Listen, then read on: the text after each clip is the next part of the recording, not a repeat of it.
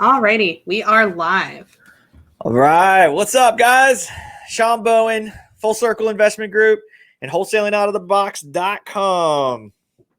Coming at you with our lunchtime live again today. And today we are going to be speaking about backing into a new construction offer based on new construction sales, maybe how you make that offer based on something you're going to tear down and or a vacant lot. Okay. So, guys, as you come on here, Ashley will put you in the stream. As usual, love to interact with you guys live. So if you have any questions while we're here doing this, always in here for about 30 minutes, sometimes a little bit less, a little more, depends on the conversations. But again, we'll try to deep dive this as best as we can. And for those that are watching the replay later, please let us know where you're coming in from and where you're hearing this broadcast. Try to interact with you guys as much as possible and love to get feedback. So as usual, guys, deep dive is going to be a little bit deeper on this new construction stuff because it's a little bit more, I think about the best word, but it's hard to understand when you get into very specifics on new construction. The lot size, the zoning, whether there's water and sewer available, the setbacks of that zoning, is it in a flood zone, all these kind of things, right? So let's talk about finding new construction deals based on where new construction is being built. So that's pulling the comps in the area. And you can do this in Zillow. You can do it in Trulia. If you're fortunate enough to have MLS access, even better. But pulling the comps to new constructions is letting you know, again, what areas that those builders are in and doing deals. Again, this limits your waste of time in focusing on the areas to market to based on where the activity's at. Okay. So the next question is reverse engineering what that looks like to the builder that bought it. Okay. So let's talk about, you found what's typical, and I'll talk about Norfolk, Virginia here for right now. Let's say you find something that's in SF10, and that zoning requirement is either 50 feet wide or 60 feet wide and 100 feet deep, which means that you have to have 5,000 to 6,000 buildable square foot lot size. Okay. That will allow you to control if you're having your setbacks, right? So setbacks on the front lot usually are 25 feet. Setbacks on the back of the lot, same 25 feet. And then setbacks on left and right-hand side are usually 5 to 10. Okay. So very important to understand the zoning requirements for each zoning piece, meaning you're going into the neighborhood, you see it's usually R6, R7, R8. And again, depending locally what that zoning code is to learn those zoning requirements. So now when you're going to look at stuff, let's say you figure out something where somebody wants to sell it. It's like a 2-bedroom, 1-bath, like 800 square foot home. But it's completely lived its life. It's done and over with and needs to be torn down. So now you're talking about a tear down cost. Locally for us, we're looking about $4 or $5 a square foot, depending if it has asbestos or not. Then you're going to reverse engineer this into the Mayo of how do you back into the number of what you're going to offer the seller based on what the buyer should be buying it for. So this is that same 70, 75% loan to value. And locally in Hampton Roads, we're using between $70 to $75 a square foot to build, covers you for that new construction number. So let's just say $75 times 2,000 square feet, you'd be roughly $150,000. Okay. So we'll write 150 grand down, and let's say it's an 800 square foot home and it's got asbestos on it. So we'll say 5 times 800. So now you're at $4,000 to tear the building down. So altogether, you're going to be in for 154, right? Let's say homes are selling for the 295 range. So we'll take $295,000 times 75%. That's 221. And then you're going to back out your 154. 221 minus the 154 gets you to 67. And of course, you need to add on whatever your wholesale fee is. So there's a quick formula on how you're doing this. Okay. Tel Aviv. Oh, hey, what's up, Roy? Awesome. Good to have you here, man. So these are quick numbers, guys, to understand how you're reverse engineering into a new construction, possibly tear down a home. Now, the next part of this would be, what if you just come across vacant lots? What if you're marketing strictly to stuff that's X amount of square feet lot footage that's never had a home on it and inside of an existing zoning code, right? That would be another lead source or another list building technique. So you're just going after vacant land. Now, with that is going to come what's called tap fees. This is water and sewer, where maybe it's on city water and sewer, and you just have to tap into it. So locally here in Hampton Roads, again, depending where and how deep, but give yourself anywhere between $6,000 to $7,000. Gives you that number, right? So just say 7 at its highest, you might be $14,000 to tap into the city water and sewer. Okay. So now you've upped your building cost by another, if we use 14, so $14,000, you've got to add, what's that? 8, 6.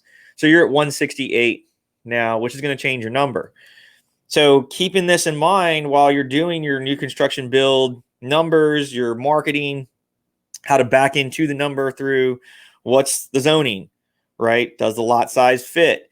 Now, if you're not in the, like what we call an infill lot that's already ready to be built on, maybe you got to tear some trees down.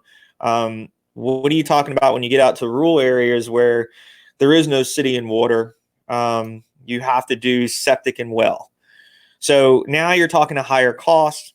You're talking about, does it even fit? Does the land perk for well? How far does the septic system need to be away from the home? Do you have enough lot square footage for that? There's a lot of details that go into this. And again, trying to be specific in what we're talking about today, but if you come across it inside of inner city stuff, this is where the concentration is, right? So learning the zoning codes is a big part of this, and learning how to reverse engineer your number based on zoning codes, lot square footage, and of course, what the new construction home is going to sell for. This should give you a really good idea. So guys, take just a second here. I think we have a few people watching, but if you can tell us where you're coming in from and where you're seeing the stream, of course, always write if there's any questions or any feedback to stuff that hopefully this helps you, right? And learning what this is and why. And, I have a lot of individuals we've worked with in the past and we work with currently talking about, how do you come up to a new construction number? How do you make an offer on it?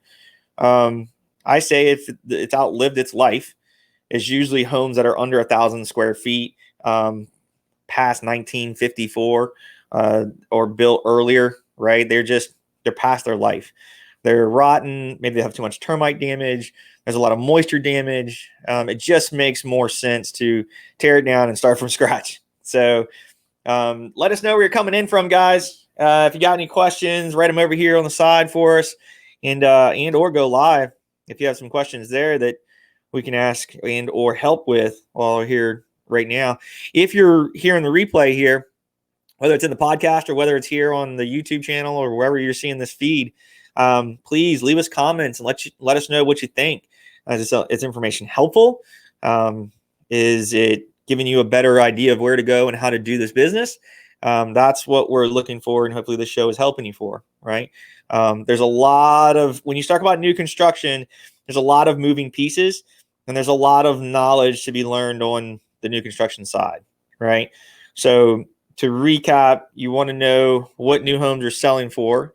You want to know that what your build cost is for that local area. If you're here in Hampton Roads, we're using between $70 and $75 a square foot to build new. You want to know if there's water and sewer already at the lot, okay? And then, of course, whatever the teardown price is, whatever the new price is, the new build price, and then backing into that number is the same Mayo formula that you would use in your regular residentials.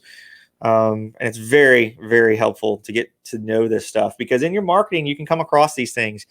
It allows you to build 2 to 3 different numbers, right? So it's either going to be a pop top, maybe you can use the existing structure, maybe it's a complete tear down, and you're going back into all new build from ground up, and or can you do something creative where you're buying a lot that you can subdivide and get 2 new builds, or maybe 3, depending on how big the lot is, that matches up with that existing zoning for that city. Okay. So again, guys, going over new construction, how to find the deal, how are you backing into your Mayo formula, and then what are the requirements in the existing zoning for any of this stuff that you're looking up. It's very important to start, if you're going to play in that world, to really submerge yourself in it and understand it and learn it.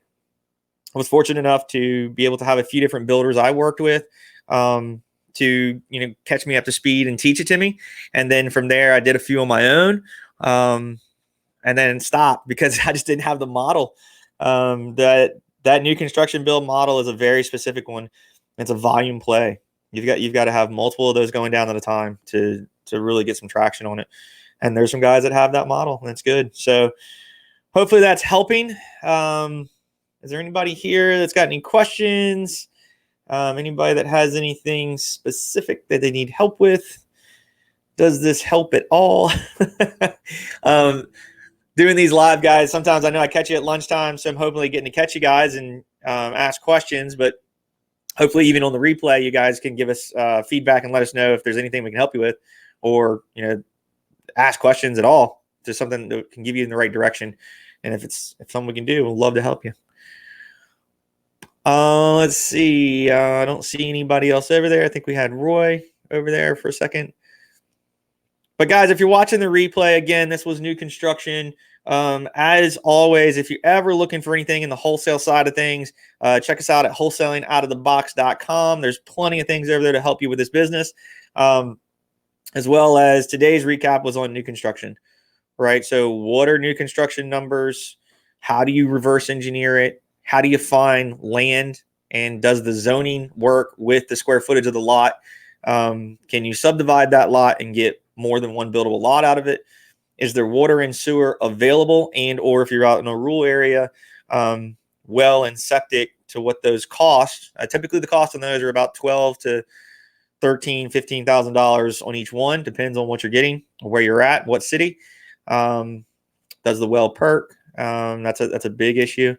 And knowing that you're out in that rural area, water, it's the same thing for sales. That's more important than anything else, is the sales side of it. But getting to reach out to some builders in your area and ask them questions, so that you can help and understand yourself more where you're going. I did not do that on accident. And that was something I took a lot of time and built that relationship with different builders to be able to ask those questions and better understand it, to serve the deal better and hopefully be able to negotiate a better deal with sellers. So guys, usually we jump in here for about 30 minutes. Pretty quick today, not too detailed, want to go too deep. Guys, if you ever want to go farther on these things, join us on our Sunday call. We do a live Zoom call in Virginia Wholesale Real Estate. That's a Facebook group that we're part of. We started that about a year ago or so, doing really well in it. Hopefully you guys are seeing this stream there, and then joining us on Sundays for answering some questions for you. But every Sunday from 5 to 6 p.m., we get in there for about an hour and we just chat about whatever it is you're looking to deal on. Anything with wholesaling, specifically systems and processes and how to use these things. This goes back into another talk that we have about calculators, right?